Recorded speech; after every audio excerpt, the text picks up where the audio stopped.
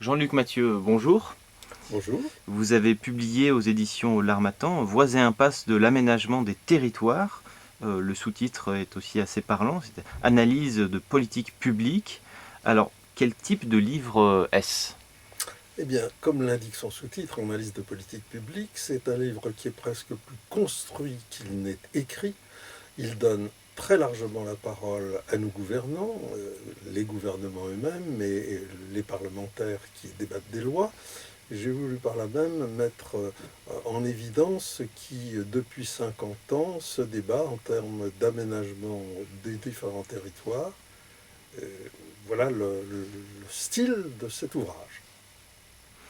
Alors, quelles sont là, ou plutôt les structures du livre?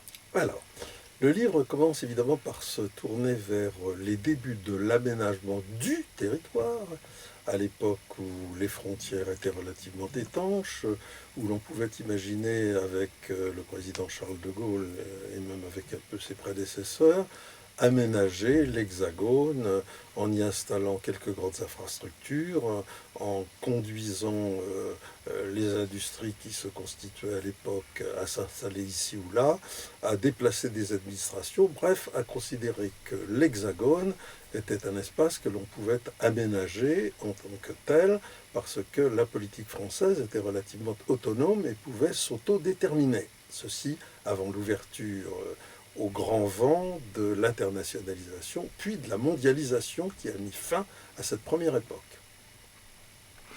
Et alors, quelles sont, pareil, même forme de question, là où les conclusions de cet ouvrage? Alors, les conclusions sont tirées des différents chapitres de l'analyse. C'est qu'après cette belle époque de l'aménagement du territoire, on a tenté d'aménager les territoires, c'est-à-dire les côtes, les zones urbaines, les zones rurales. Et petit à petit, on s'est aperçu que nous avons réussi à construire à peu près partout sur nos côtes, malgré l'existence de quelques institutions de sauvegarde, que nous avons concentré les populations dans les villes, y compris dans ce qu'un de nos premiers ministres appelle les ghettos, que nous avons réussi à désespérer la moitié du territoire français de nos campagnes. Tout ceci s'analyse, à mon sens, quand on écoute ce que disent nos gouvernants, par le même type de réalisation, de réaction, dirais-je, c'est-à-dire que nous refusons, malgré tout ce que peuvent nous dire les éléments, les instituts de recherche, comme sont la délégation à l'aménagement du territoire et l'action régionale, comme le sont d'autres chercheurs, nous devrions aménager le territoire en grandes zones. Or, nous nous privons de la constitution de ces grandes zones, de ces pays, comme le disait à une époque Charles Pasqua, aussi bien que quelques années après la ministre verte du gouvernement suivant.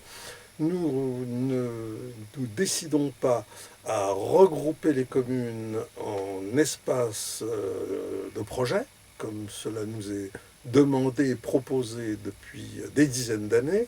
Nous nous enfermons dans des structures communales qui sont totalement inaptes à structurer les territoires, à avoir une vision d'ensemble qui permet un aménagement rationnel. Donc les conclusions sont de ce type. En refusant les vraies réformes qui sont restructuration du pays en, disons, 2 à 3 000 espaces de projet au lieu des 35 000 communes, nous nous privons de tout ce qui nous permettrait de développer l'économie et la vie sociale dans la plupart des zones rurales. Nous nous privons de la possibilité sur 10, 15, 20 ou 25 ans de supprimer les ghettos. Nous nous privons de la possibilité de sauvegarder sainement ce qui peut encore l'être sur nos côtes. Voilà l'essentiel des conclusions de ce livre.